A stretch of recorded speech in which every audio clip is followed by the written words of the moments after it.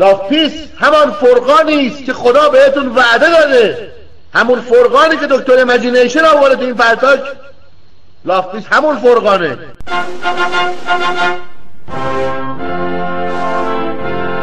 بهتید ادمین خوبیه. بهتید ادمین خوبیه.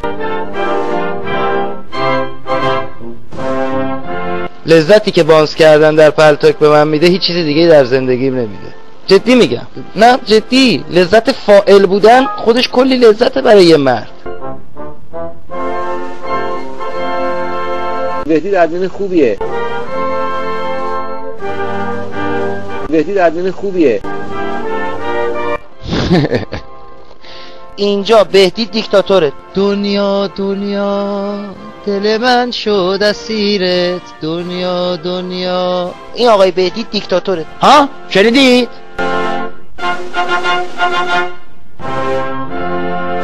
بهتید ادمین خوبیه. من برای من خودم مهمم عزیز. من با اکثریت کاری ندارم، یعنی مقدمه کار من بر اکثریت.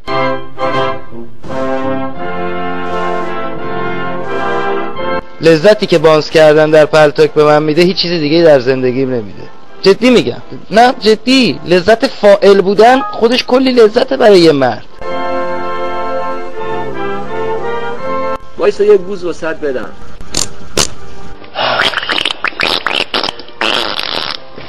او به جون تو انگار ریدم برا، باور کن انگار ریدم. اوه چی شد؟ بخیه های کونم در رفت. مرسی، لطف کردی. جدا اون گلابلیش، واقعا اون گلابلیش. ها؟ ما اینجا توالت نیستیم.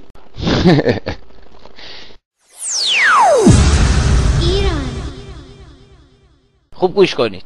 اگه نبودید یعنی مردید. پس اگرم مردید میشه رید به قبرتون. پس سعی کنید باشید که من ببینمتون. جلو چشم من باید باشید. عین 48 ساعت آینده. اگه نبودید هیچ وقتم نمیخوام ببینمتون. دیوس. عرضم به حضورتون که آقای مرداد، داروش دولتشاهی لاپای یاسمین رو میلیسید. یاسمین داشت خایه های سفید رو لیس میزد. حالا خوب صداهاشون همه هست. بعد با یه دست دیگهش داشت خایه های فرست ویو رو میمالید. فرست ویو خودش سرش تو کون حشمت رئیسی بود. حشمت رئیسی کرده بود تو کون سینا. سینا دماغشو کرده بود وسط چوچول ماندانا. اینا زنجیر کرده بودن، هر کی داشت با اون یکی یه دونه فیلم سکسی درست کرده بودن. خب آقای کسرای کانادا، چون پشت آیدی ایشون فحاشی به یکی دو تا بانوان پلتاک، از نظر من این کار درست نیست. ایشون هم در اتاق تا زمانی که بنده ادمین هستم ولکام نیستن. این عمل از نظر جامعه پلتاکی فحاشی در هر رومی که میخواد باشه، برای من اصلا مهم نیست کدوم ادمین باشه، فحاشی میکنن ولکام نیستن. آقای کسرا گردن گرفته، آقای دکتر ایمیجینیشن هم گردن گرفته. پس تکلیفمون با کسانی که گردن میگیرن و مبارزه میکنن به قول خودشون مشخصه. ای کیره این هایدس ایکس تو دماغ داروش دولتشاهی. هاید ایکس تا کی میخوای با آیدی مخفی بیای؟ پوفیوس برو با آیدی خود بلند شو بیا. ای کیره تو دهن این دولتشاهی. شایدم بخواستی برینی به هیکلش، نه؟ دمت گرم. خارشون گاییده است فردا. روم ریتد کردم واسه همین. خارشون گاییده است. از اون یه هفته‌ای که این تا و کچل بلند شده رفته اونجا خونه ماندانا. بابا ماندانا پتیاره یه پیرزن رخشور، شوهرش آقای پارسی بود دیگه. پارسی رو میشناسید که میومد اینجا روب میزد. یک بلایی سر این مرد محترم آورد که فراری شد دیگه. میشناسی صدای کیری ماندانا رو دیگه، کسی من هست نشناسه. این مادر جنده ها با یه سری یوزرهای خارکسته که نصف شما باشید، خب یه مش خارکسته که شما باشید. آقای دکتر ایمیجینیشن، آقای یاشار، آقای کسرا و بقیه، فقط می‌خواستم خودتون رو نشون بدید که جمع دوستان رو چجوری به هم می‌ریزید. پس دیدید مشکل جامعه پلتاکی دوستان چیه؟ صدای من قشنگ شنیدید، دیدید که با کیا طرفید. مواظب خودتون تو پلتاک باشید. 110 رو که میشناسی، ننه جنده با 10 تا زن خواست سکس چت کنه نتونست. با 10 تا زن خواست سکس چت بکنه تو این روما نتونست. اینقدر صداش کیریه. نمیدونه آقا جون واسه سکس چت باید صدا داشته باشی، ایمیجینیشن داشته باشی، بتونی توصیف کنی، زنه رو حشری بکنی. بخار کس خرکی میاد با تو سکس چت بکنه. آخرم با یک تیپا زدم وسط سولاخ کونش، پرت شد تو روم ماندانا سگ سیبیل.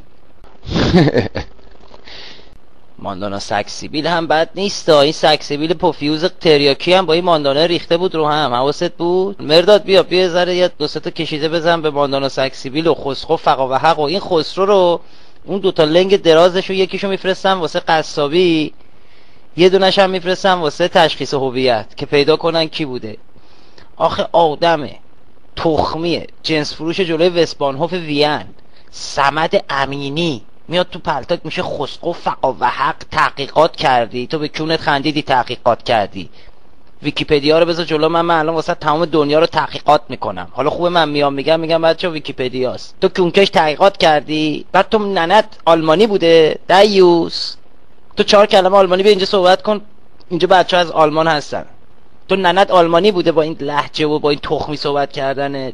یک بلای سر فرقان بیاریم که شعره فقط تو این دهن به دهن بچرخه. حالا واسهش کار دارم، نمیدونست با کی بیچاره طرف شده بود. آبادانی آبادانی قاونش بشم، پوستشو میخوایم بکنیم. آره دکتر ایمجینیشن بیخوابی کشیده، ما اینجا 24 ساعته بیداریم، 24 ساعته اینجاییم، یعنی باید الان اکیپو درست کردیم، کشیده پشت کشیده، موزیک براتون میخوایم کار کنیم. حالا خیلی باهاتون کار داریم، 4 تا تک زدی و رفتی. آره یه کار میکنیم تو هیچ رومی دیگه نتونی دکتر ایمجینیشن پاتو بذاری، سخنگویی یادت بره، امثال تو زیاد اومدن اینجا و رفتن. حالا وایسا بهتی ادمین خوبیه. سینا بابا دیوونه از کس خارش، سینا کسخله بابا، بدبخت روزی 3-4 تا قرص میخوره، مشنگه. و این دکتر لمپارت واسش قرص مینوشت، کسخل سیناه. قیافه منگه ندیدی وبکم میزنه قیافشو، کسخله. آره یعنی همیشه هم تو چرته میاد حرف میزنه، جون مادرتون خوابتون نمیگیره سینا حرف میزنه، تو رو به اون شرفتون قسم، سینا حرف میزنه چرتتون نمیگیره اصلا. تا حالا دیدید یه جا شروع بکنه به یه جا دیگه تموم بشه داستانش؟ بعد دیوس میومد اینجا با آیدیه، ببینید سورالیست، بذارین جاکشو من سورالیست 1، این آیدی دیوس اصلا نمیدونه سورالیست چی هست، این آیدی مخفیش بود. میومد میتمرکید اینجا، شروع میکرد انگولک کردن. ببین اینجا اگه جوجه‌ای باشه آقای جوکر نمیذاره اون جوجه رد شه، جوکر خودش رفته به اون جوجه پی ام داده رو هوا. بذار خوب گوش کن، یعنی قبل اینکه من اون جوجه رو ببینم اینجا جوکر زده تو نخش. به جوکر که نرسه، اگه جوکر از زیر دستش که 99% زن فراری میشن، میاد اینجا سایبر هست، یونیک هم اونجا نشسته، از زیر دست اگه یونیکو سایبر در رفت منی اونجا هست. تازه اگر وقت نکنه اینجا اینا که میبینی اینجا نشستن همه آماده، هم جوجه باز و جوجه دوست. به تو چیزی دیگه نمیرسه، کس مشنگ چرتی. آیدی سینات با کدوم گوزی رفیق شد که سورئالیست با کدوم چوسی رفیق شه؟ کدوم زنی میاد میشینه حرف داری بزنی؟ من 48 ساعت به تو قول میدم اینجا وایسم رو مایک حرف بزنم کسی خسته نشه، 5 دقیقه حرف بزنی اینجا چرتشون گرفته خوابشون برده. اینان فرقان دیگه. الان من و تو که مشکلی نداریم که، من و تو که به هم فوش نمیدیم که، من و تو که گردن همو نمیزنیم که، من و تو که ایرانی هستیم، فرهنگ ایرانی هستیم، ننه بابامون که حداقل میشناسیم، اینا که ننه باباشون نمیشناسن که نیستیم که. ها میدونیم با چه اصولی با هم دیگه بشینیم بحث کنیم. پس من و تو مشکل نمیسازیم، نگران نباش.